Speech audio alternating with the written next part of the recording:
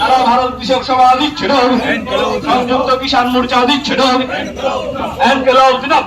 দেশব্যাপী শিল্প পরিবহন ও গ্রামীণ ভারতের বন্ধের সমর্থনে কৈলাসহর প্রচার মিছিল ও সভা হয়। বৃহস্পতিবার দুপুরে সংযুক্ত কিষাণ মোর্চা ও কেন্দ্রীয় ট্রেড ইউনিয়ন সমূহের আহ্বানে কৃষক ও শ্রমিক সংগঠনের কর্মীদের সাথে পার্টি কর্মী সমর্থকরা মিছিলে অংশ নেন। মিছিল পার্টি মহকুমা দপ্তরের সামনে থেকে শুরু হয়ে শহরের ছাত্র যুব দপ্তরের মিনি মার্কেট, পানিচৌকি বাজার, নেতাজি কর্নার, পুর পরিষদ দপ্তর ও সেন্ট্রাল রোড ঘুরে পুর পরিষদের সামনের প্রধান রাস্তা পাশে সভা হয়। জেলা কৃষক নেতৃত্ব ইন্নুস মিয়া খাদিম ও কান্তিলাল দেবকে সভাপতি করে সভায় আলোচনা করেন সিআইটিইউ জেলা নেতৃত্ব কৃষ্ণেন্দু চৌধুরী ও বিশ্বরূপ গোস্বামী। বক্তব্য রাখতে গিয়ে আলোচনার কেন্দ্রের মোদী সরকারের শ্রমিক কৃষক জনবিরোধী নীতির বিরুদ্ধে 16 ফেব্রুয়ারি দেশব্যাপী শিল্প পরিবহন ও গ্রামীণ ভারত বন্ধ সফল করার আহ্বান জানান।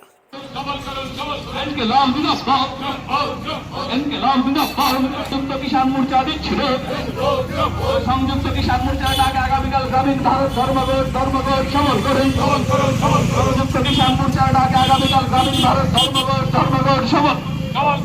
ন্যায় সংহিতা বিল বাতিলের দাবিতে আগামীকাল পরিবহন ধর্মঘট সফল করেন।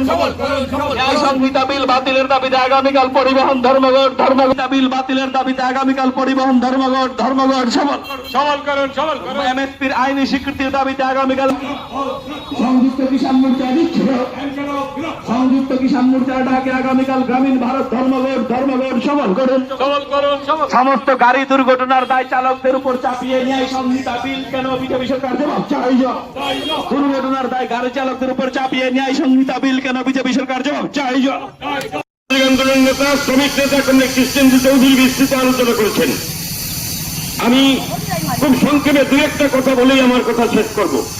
আগামীকাল গোটা দেশের কৃষক সমাজ যারা হচ্ছেন আমাদের ভারতবর্ষের 142 কোটি মানুষের অন্নদাতা, আমাদের মুখে অন্যের কাষাচ্ছাদন করে দেন যারা, আমরা দেখেছি তারা 384 দিন দিল্লি অবরোধ করেছিলেন তাদের ন্যায্য 3টা দাবির ভিত্তিতে, 4টা দাবির ভিত্তিতে। কেন্দ্রীয় সরকার নরেন্দ্র দামোদর দাস মোদী তাদেরকে প্রতিশ্রুতি দিয়েছিলেন দাবি মানবেন, কিন্তু তারপর আজকে 3-4 বছর হয়ে যাচ্ছে দাবি মানছেন না। এরকম অবস্থায় দাঁড়িয়ে আজকে গোটা দেশের কৃষকরা যারা ফসল উৎপাদন করেন আমাদের মুখে অন্যের কাষাচ্ছাদন করে দেন, তারা তাদের উৎপাদিত ফসলের ন্যায্য দাম পাচ্ছেন না। এই কিছুদিন আগে আমরা দেখেছি উত্তরপ্রদেশের লখনৌতে কৃষকরা রাস্তার উপর টমেটো ফেলে দিচ্ছে, আলু ফেলে দিচ্ছে, তার উৎপাদিত ফসলের যে দাম সেই দাম পাচ্ছে না। কি করবে এই ফসল দিয়ে? এরকম অবস্থায় দাঁড়িয়ে আজকে কৃষকরা নতুন করে সিদ্ধান্ত নিয়েছেন দিল্লিকে অবরুদ্ধ করে আবার এই আগামীকাল গোটা দেশের গ্রাম ভারত বন্ধ করে মোদী সরকারের এই তানাশাহির বিরুদ্ধে জেহাদ ঘোষণা করার জন্য। আমরা দেখছি গত 2-3 দিন ধরে দিল্লিতে লক্ষ লক্ষ কৃষকরা তাদের ট্রাক্টর নিয়ে আসছেন, সেটাকে আটকে দেওয়ার জন্য প্রয়াস চলছে।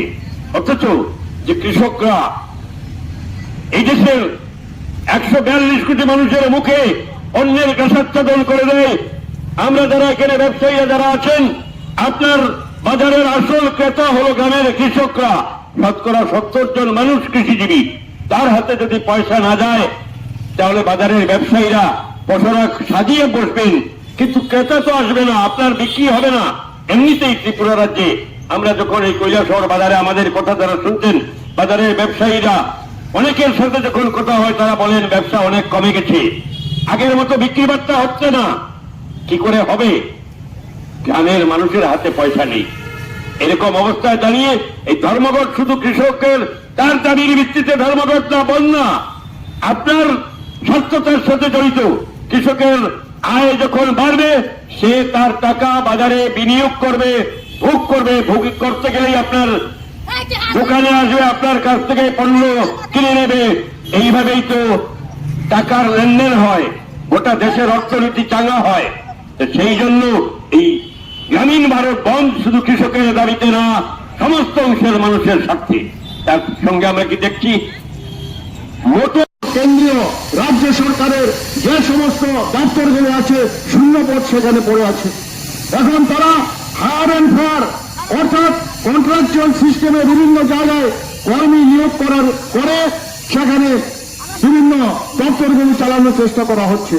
নির্বাচনের আগে মানুষকে সেখানে টুপি পরিয়েছেন, বড় বড় কথা বলেছেন এবং সেখানে বলেছিল নরেন্দ্র মোদীর সরকার 2014 সালে আমরা আসলে পরেই বছরে 2 কোটি করে বেকারের চাকরি আমরা দেব, আমরা 15 লক্ষ টাকা ব্যাংকের মাধ্যমে দেব, জিনিসপত্রের দাম আমরা করি। অথচ সেখানে শূন্য পদ নেওয়া তো দূরের কথা, সেখানে বিভিন্ন পদগুলো অবলুপ্তি করে দেওয়া হচ্ছে। জিনিসপত্রের দাম আজকে আকাশ ছোঁয়া। সাধারণ মানুষ তার হাতে নাগালে অর্থ বরাদ্দ কমে যাচ্ছে। যে আজকে 100 দিনের কাজ যেটা আইন